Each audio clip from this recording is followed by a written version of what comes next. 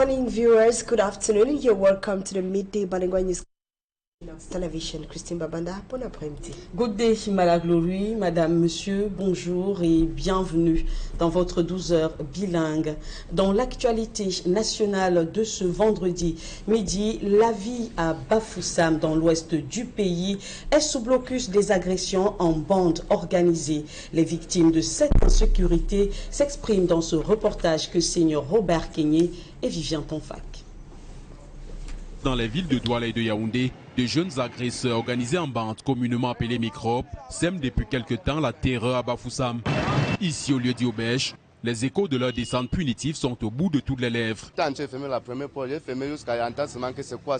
J'ai tourné maintenant et voir les machettes. Les gars, environ de nombre de 10, avec les machettes. J'ai dit que mais qu'est-ce qui se passe? J'ai seulement fui. J'ai pris le couloir, j'ai fui tomber là-bas. Malheureusement, les clients présents au mauvais moment et les employés de la boutique n'auront pas le temps de prendre eux aussi la poudre d'escampette. Ils ont basculé les employés ici avec les clients qui étaient dehors. Prenaient les agents avec les sacs à main. Les téléphones aussi sont partis. Quelques jours plus tard, dans la même zone, la banque de Haut-la-Loire récidive en ciblant cette fois-là des gérants de points de transfert d'argent. Ils sont sortis par la première rue Camp Oignon, véhiculés de 3 motos, bandes de 8 malfrats. Ils ont garé comme une équipe d'intervention rapide. Il y avait la musique à haute voix, on ne comprenait rien. Je reste aussi sur la tête, je vois seulement comment on arrête la fille qu'elle est au milieu là, le mobile là. Je vois comment on l'arrête, on suit la machette comme ça, moi je crie aussi, je me lève, je m'embrouille. Je vois comment il faut maintenant la machette à terre, que wang, il tient à 5. Ils partent comme ça. Ils entrent à la première rue maintenant, c'est fini comme ça. Aux environs de 15 heures, ils sont venus dépouiller toutes les filles de leurs sacs et emporter tout l'argent qui était là. Ils ont emporté les sacs. Les messieurs étaient armés de machettes. Ils étaient à proximité, il y avait les motos qui les attendaient. La vulnérabilité de ces victimes a été favorisée d'après des témoins par le fait qu'elles opèrent en plein air après avoir été délestées de leurs kiosques par les autorités municipales. Elles travaillaient dans les kiosques. Avec les kiosques, il y avait un peu plus de sécurité. Mais la mairie vient porter les kiosques avec des femmes qui sont là, avec des millions sur eux. Certaines victimes ont déposé des plaintes à la brigade de gendarmerie de Ndjeleng située non loin, en espérant qu'une action musclée soit engagée pour étouffer ce phénomène qui fait une entrée fracassante dans la capitale de la région de l'Ouest. L'actualité, c'est aussi le mécontentement des habitants dans la région de l'ouest du pays qui accusent les chefs traditionnels de brader leurs terres. Pour apaiser les tensions, l'autorité administrative de cette localité invite les uns et les autres à préserver le patrimoine foncier. Benjamin et Sam signent ce reportage. Les gardiens de la tradition dans le département du Lomé-Direm sont accusés de braderie foncière. Et dans le canton Bodomo, arrondissement de Ngoura, le phénomène est rampant. Le nouveau chef de ce canton aura pour mission principale la lutte contre ces fléaux. On ne vend pas le domaine national. On ne vend que les terrains qui sont immatriculés. Donc je voudrais que les chefs le comprennent une fois pour toutes et préservent le patrimoine foncier pour les générations futures, pour le développement économique et social, non seulement de leur canton, mais de l'ensemble du pays. Deuxième grand chantier, l'insécurité alimentée par des coupeurs de route qui rendent le sommeil difficile aux populations. L'arrondissement de Ngoura fait partie de ce qu'on appelle le triangle de l'insécurité, avec l'arrondissement de Garoua-Boulaye et celui de Bétaré. J'invite donc tous les chefs traditionnels à s'engager résolument dans la lutte contre l'insécurité, en créant et en encadrant les comités de vigilance, en dénonçant toutes les présences suspectes qui sont dans leur village.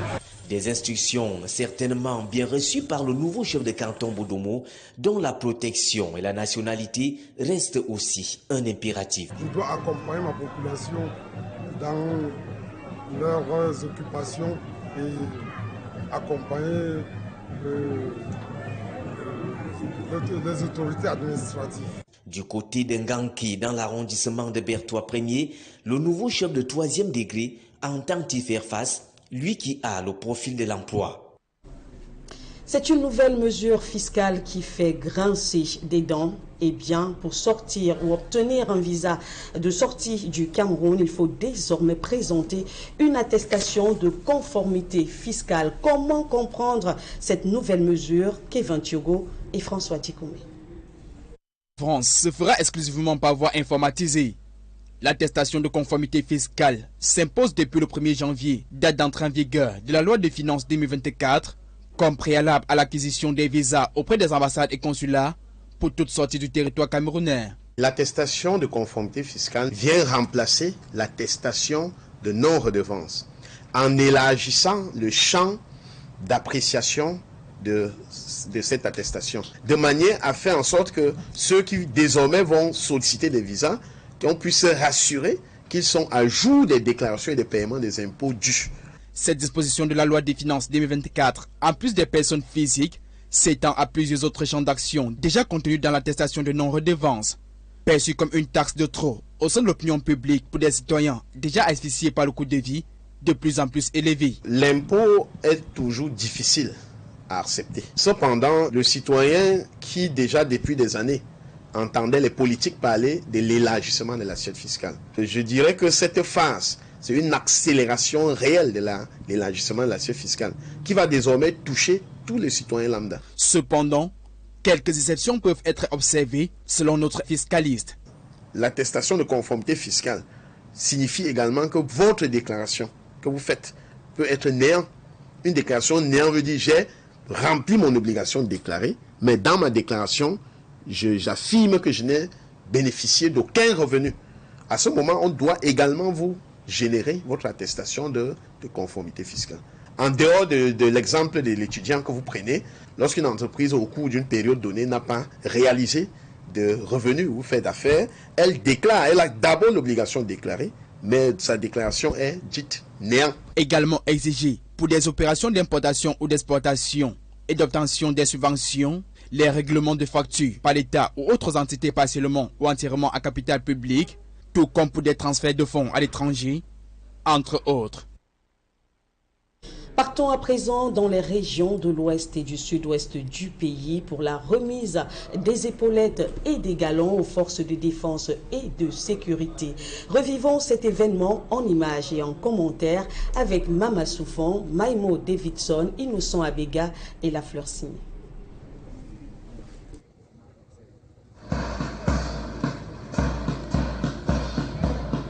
Les cérémonies de remise de galons et d'épaulettes au personnel des forces de défense et de sécurité du bataillon des troupes aéroportées de Koutaba dans la région de l'Ouest. Au total, 27 officiers et 37 militaires promus. Cérémonie de remise des épaulettes et des galons aux promis du premier semestre et trimestre de l'année budgétaire 2024. Des galons en signe d'avancement en grade. La cérémonie est présidée par le préfet du département du Nous, Donatien. C'est une reconnaissance des hautes autorités pour le professionnalisme et le sacrifice dont ils ont fait preuve tout au long de l'année. Nous tenons à témoigner notre gratitude à l'endroit du haut commandement qui a bien voulu nous faire évoluer.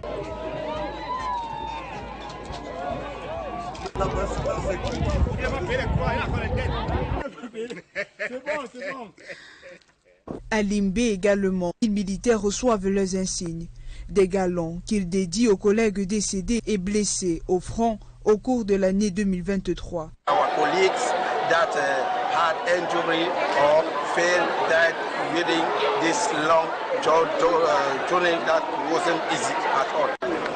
The job is difficult, but I have the motivation to my miracle. Ces promus se doivent de maintenir le lien d'une armée au service de la nation afin de consolider la cohésion sociale et la paix dans le pays.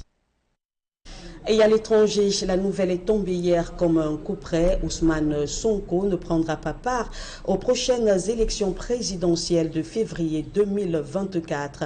L'opposant sénégalais vient d'être condamné pour diffamation confirmée. Et en sport, pour vous permettre de vivre l'intégralité des matchs sur Équinoxe Télévision, une forte délégation de la chaîne du peuple a quitté Douala ce vendredi matin pour la Côte d'Ivoire, pays hôte de la 34e édition de la Coupe d'Afrique des Nations. Avant de s'envoler pour la plus belle fête du football africain, les membres de la délégation ont reçu les dernières consignes du président directeur général Séverin Tchunke à l'aéroport international de Douala. Je vous propose d'ailleurs d'écouter le chef de la délégation, Serge Alain Otou, au micro d'Hubert Michel Camille. Côté d'Abidjan et forcément côté de Yamoussoukro où les lions indomptables seront basés. C'est tout simplement cette demande qui se veut pressante de nos auditeurs et téléspectateurs. C'est ça qui fait que le top management n'hésite pas à mettre un peu plus de moyens pour faire vivre ces grands événements à ses téléspectateurs et auditeurs. Vous avez vu le déploiement qui a été le nôtre lors de la 33e édition de la Coupe d'Afrique des Nations organisée au pays.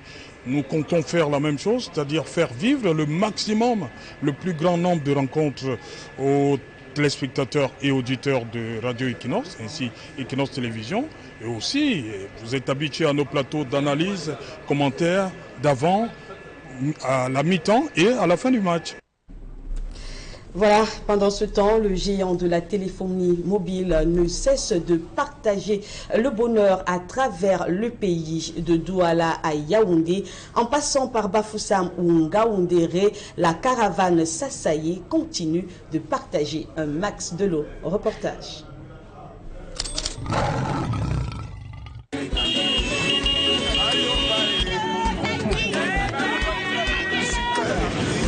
Je ne croyais pas, et pourtant c'est vrai. Et je conseille aux jeunes de télécharger l'application Max et tenter la chance et ça va vous sourire.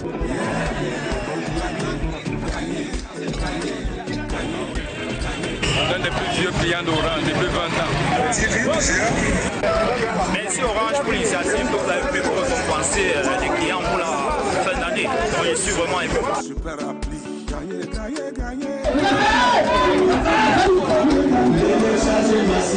Je suis très content de la maison Orange pour le cadeau de la bonne année.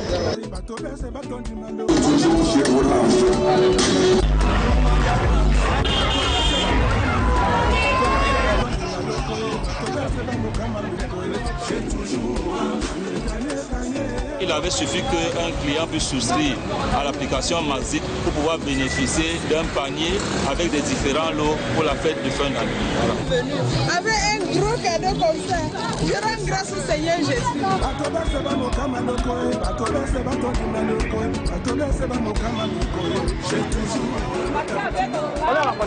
Télécharge l'application, tu es gagnant. Avec ça, je vais passer mes fêtes très bien. Vraiment, avec Orange, nous sommes en haut. On a gagné de l'argent, des voyages, des voitures et des téléviseurs. C'est toujours un grand bravo à Orange et que le Seigneur les bénisse davantage et qu'il continue à faire des euros gagnants et que Orange Cameroun va de l'avant. We are very grateful for what Orange Cameroon they have done to us today. And I feel very, very happy, elated, and I'm enjoying winning this prize today from Orange Maxi Omo. Register the Orange SIM card and I'm a win! Vous téléchargez Maxi c'est Maxi, la super appli. Téléchargez Maxi,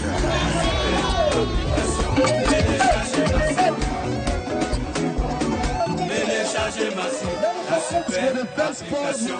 Téléchargez Maxi.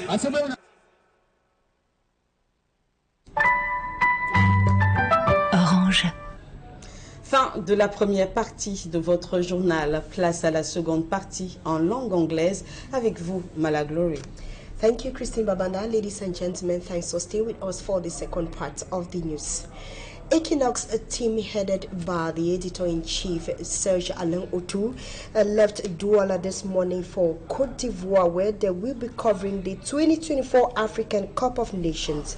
A team of at least 20 members comprising of both reporters and technicians will be giving us minute-by-minute updates of the competition. While at the Douala International Airport, the CEO of Équinoxe Television, Severenchenko, gave last-minute advice to the team.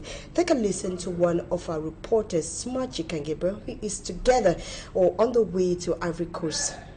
It's not new for those who have been glued to Équinoxe television and radio for several years now, that whenever there is a big competition, the house also mobilizes to give the listeners and the televiewers a very, very good coverage. And we did it in Qatar in 2022. It is another challenge for us who are working with the media organ, Équinoxe, TV and radio, to give you just the best when we move up to Ivory Coast for the 34th edition of the African Nations Cup that will be starting on the 13th. And we shall also be promising those who are also watching us, or maybe those listening on radio, that we're going to give the best. It is not only watching the TV live, because we know Équinoxe TV will be broadcasting all of the matches live. We are also going to be there to give you some of the side attractions of the African Cup of Nations. Équinoxe Television has so much in stock for all of those who will be watching and those who will be listening from the radio. So you don't need to miss 1 second on any program that will be coming on from Ivory Coast as a result of the 34th edition of the Africa Cup of Nations. The best and only the best we shall be giving to our viewers during this competition. And few days to the African Cup of Nations, we shall be presenting to you the host nation, Ivory Coast, how they are prepared to receive their different teams coming from other African countries. Take a listen to this report by Smachi Kangebe. Coast will be the point of convergence in days to come as hostilities of the African Nations Cup begins.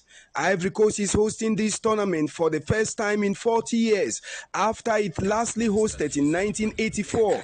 Way back in 1984, just 8 teams participated in the tournament that saw host Ivory Coast being eliminated at the group stages, while Cameroon went ahead to win its first AFCON trophy on Ivorian soil. The 2023 edition of the AFCON will have 24 nations battle it out in 52 matches played across 5 cities. To better prepare for the competition, the country spent up to $1 billion for the construction of modern infrastructures to host the tournament.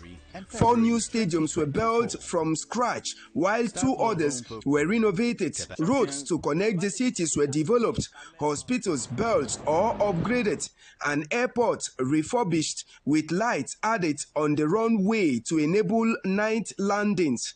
The organizers are hoping that with the development done, it will leave a lasting legacy and mark a new beginning for the country, which has suffered from civil wars in the last 2 decades. Ivory Coast, as a host nation, has a soccer pedigree, having won the trophy twice before and has produced stars like Didier Drogba and Yaya Touré. The opening match of the 34th edition of the AFCON will be played on January 13, 2024 at one of the newly built stadiums, the Alassane Ouattara Sports Field in the southern port city of Abidjan. The Elephants of Ivory Coast will tackle Guinea-Bissau. Away from sport, we talk something else to say the Bolova Military Court has declared Frank Delin Eyono guilty of a murder. He is the former divisional officer of Lukonju in Ekribi South region. He was arrested in connection to the murder of a 26-year-old student of the University of Douala. After investigations were launched following the alleged murder case of 23-year-old Lidin Solange Tapa in Kribi, the Ebolowa Military Court in the South region finds Frank Delin Eyono Ebango, former divisional officer of Lonkonje in Kribi, guilty. Frank Delin Oyono, was declared guilty of murder on Wednesday, January 3, 2024, by the investigating judge following thorough examination of the evidence presented. The murder of the pregnant 23-year-old shook the entire country and even her family members, who demanded for justice. Despite several requests made by the DO, the victim's family was bent on seeking for justice for their daughter. According to Barrister Albert Oye from the Universal Lawyers and Human Rights Defense, whom we got on Équinoxe Radio, says the declaration by the military court has amplified the pain which the victim's family has had for the past years. He adds that murder, according to the Cameroon Penal Code, is considered as felony, which is punishable with death or with loss of liberty for a maximum of more than 10 years. So it is with this criteria that the military court decides to punish the suspect. The 23-year-old student of the University of Douala was murdered on the 25th of July 2020. The case has been reserved for March 6, 2024. Our reporter Babila Jonathan spent a night with a vigilante committee in one of the high crime-prone areas of Douala. This was at Oyaktu in the Dakar neighborhood. He now tells us how the vigilante group goes about preventing or fighting insecurity in the area. Here's the report. Dakar in the Douala 3 subdivision, nicknamed Te, referring to a meeting point of criminal gangs. Before I came to Dakar, other people were asking me not to come here because it's a place that they call it Te, where thieves usually gather. Actions of forces of law and order and vigilante committees are gradually eroding away this reputation of insecurity in Madagascar, popularly known as Dakar. The situation now is better. What exactly are the vigilante committees doing? How are they going about what they are doing? To answer these questions, we decided to spend a night with one of the vigilante committees, that of Oyak 2, one of the most organized and active in the area. From the busy Dakar runabout, as we progressed to Pont Blanchisseur, we meet a security post. Upon our arrival at the quarterhead's residence, vigilante committee members arrived to take instructions for the night. The headquarter instructs them vous devez d'abord vous respecter entre vous. To be respectful, polite and law-abiding in the discharge of their duties. Added to the 4 on duty, out of 10 are 2 security dogs. The night patrol is about to begin. The vigilante committee president, Zenda Emmanuel, tells us that this is the mission assembly ground and 9 others are yet to be constructed at different entrance and exit points. He says Pont Blanchisseur was one of the most dangerous places in Douala, and since the Wuri prefect Benjamin Boutou installed the vigilante committee January 12, 2023, they have been developing strategies to curb insecurity. This is why, after the general controller, Nyakam Patrice has finished ensuring that everyone is at his duty post, some of them stay here to check those coming in and going out of the quarter. Even vehicles are screened. From this security post, the members of the vigilante committee are deployed across the Oyaktu neighborhood. Throughout the night, they move from one part of the neighborhood to the other, ensuring that no security threats are prevailing. As pointed out by Security Chief Njilagir, it is both a difficult and dangerous task for these young men who stay outdoor all night long, going after suspected bandits who are sometimes better equipped than they are. De temps en temps, il faut que je les motive, je les encourage. Thus, the quarterhead's request for support from the population. Une motivation de 1000 francs. A support of 1,000 francs CFA for each home per month, while acknowledging assistance from administrative, police and gendarmerie authorities. They want more. Des motos, comme des token-walking. motorcycles to facilitate movement, walkie-talkies, among other things. Nous pouvons rentrer dans notre quartier même s'il est n'importe quelle heure. Like him, inhabitants of Oyak 2 can now move around with little or no fear, even at late hours of the night. Je rentre aux heures tardives et la sécurité m'accompagne jusqu'à domicile. Some, like Marie-Noël, who sells roasted fish late into the night, are often accompanied to their houses by the vigilante committee members. Cameroonian Jesuit priest Father Ludovic Lado has launched a political movement for change in Cameroon. The movement is aimed at mobilizing Christians and denominations in the country to thrive for positive change through registering on the electoral list, voting and praying. Innocent as it tells us more. To serve and not to serve oneself is the motto of the political movement Serve, initiated by renowned Cameroonian Jesuit priest Father Ludovic Lado, aimed at accelerating the drive towards change by 2025 and beyond. Que le mouvement Servier n'est pas un parti politique, mais plutôt une plateforme de mobilisation de l'électorat chrétien pour un changement qualitatif au Cameroun. This will require the mobilization of every Christian and denominations in Cameroon. Notre stratégie à court terme. Our three main components in the short run are register, vote, and pray. Everybody must pray for leaders who fear God and who care about the poor. Et qui se soucient des pauvres. Every good Christian, he says, must commit themselves. La mission paraît impossible. The mission seems impossible, but never forget, nothing is impossible to God. Et la justice sociale. Father Ludovic Lado regrets a country like Cameroon, with at least 65 to 70% of Christians, is so drowned into darkness of bad governance, incivility, injustice, and mediocrity. Où sont et que font? Where are these numbers of Christians, and what have they been doing in this country? What went wrong?